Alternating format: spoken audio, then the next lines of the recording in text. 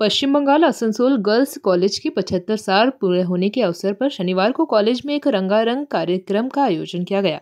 यह कार्यक्रम रविवार को भी जारी रहेगा। शनिवार को प्रथम दिन राज्य के कानून और श्रम मंत्री मलय घटक मुख्य रूप से उपस्थित थे। इसके अलावा काजी नजरुल विश्वविद्यालय के वाइस चांसलर, गर्ल्स कॉलेज के teacher in charge doctor Monika Saha, Asansol के एसडीओ विश्वजीत भट्टाचार्य, आसनसोल नगर निगम के एमएमआईसी गुरदास चटर्जी, आसनसोल जिला अस्पताल के सुपरिटेंडेंट डॉक्टर निखिल चंद्र दास और ईएसआई अस्पताल के सुपरिटेंडेंट डॉक्टर अतुल भद्र सहित और भी विशिष्ट लोग उपस्थित थे। यहाँ पर मलय घटक द्वारा अंजलि राय की एक प्रतिमा का अनावरण किया गया। इस बारे में डॉक्टर मोनिका साहा ने कहा कि आज उनके कॉलेज के लिए यह बहुत ही गर्व का विषय है। उन्होंने कहा कि कॉलेज में 2 दिनों तक चलने वाले सांस्कृतिक कार्यक्रम की आज शुरुआत हुई। उन्होंने कहा कि गर्ल्स कॉलेज का एकमात्र उद्देश्य महिलाओं को अपने पैरों पर खड़ा करना है और किसी ने 75 सालों से यह काम कॉलेज द्वारा सफलतापूर्वक किया जा रहा है। उन्होंने कहा कि आज की तारीख में कॉलेज में 3000 छात्राएं हैं, 20 सब्जेक्ट के ऑनर्स पढ़ाया जाता है। उन्होंने कॉलेज के वर्तमान स्वरूप के लिए कॉलेज के सभी पूर्व शिक्षकों, प्रबंधन से जुड़े लोगों और वर्तमान शिक्षकों की अहम भूमिका है। उन्होंने मंत्री मलय घटक को भी धन्यवाद दिया और कॉलेज के गवर्निंग बॉडी के अध्यक्ष होने के नाते कॉलेज के विकास में हमेशा प्रयासरत रहते हैं। वही मंत्री मलय घटक ने कहा कि इस जिले में जितने भी कॉलेज हैं उनमें आसनसोल गर्ल्स कॉलेज की अपनी एक अलग ही पहचान है। यहाँ पर हमेशा विद्यार्थी को उच्च गुणवत्ता संपन्न शिक्षा देने का प्रयास किया जा रहा है।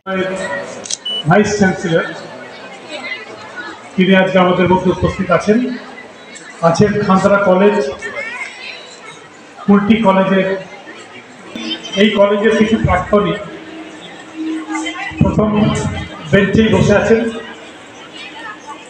এবং কলেজে পাঠরত ছাত্রী এবং তাদের অভিভাবকেরা এখানে উপস্থিত আছেন। আজকে সত্যি এই দিনটাতে থাকতে পেরে আমি নিজেকে ধন্য বা গর্বিত মনে করছি। কারণ আজকে এমন একটা কলেজের এই অনুষ্ঠান, আসানসোল গার্লস কলেজ, এই কলেজের ইতিহাস অত্যন্ত সুদীর্ঘ। আজকে 75 বছর পূর্তি অনুষ্ঠান এখানে হচ্ছে। 1950 সালের 26শে জানুয়ারি আমাদের দেশে প্রজাতন্ত্র প্রতিষ্ঠা হয়েছিল। এই প্রজাতন্ত্র প্রতিষ্ঠা হওয়ার পরেই পশ্চিমবঙ্গের সরকার যে কলেজগুলো গঠনের পরিকল্পনা নিয়েছিলেন তার মধ্যে আমাদের এই আসানসোলের গার্লস কলেজ অন্যতম। এই আসানসোলের গার্লস কলেজ প্রাথমিকভাবে মণিবালা স্কুলের একটি রুমে পথ চলা শুরু করে 50 জন ছাত্রী নিয়ে পরবর্তীকালে মণিমালা গার্লস কলেজ হিসাবে পরিচিতি লাভ করে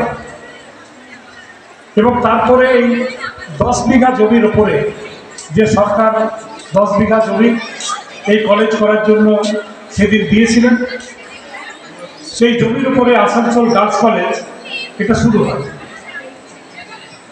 এবং আসানসোল গার্লস কলেজ দীর্ঘ 75 বছরে অনেক কৃতি ছাত্রী এখান থেকে তারা পাস করেছেন।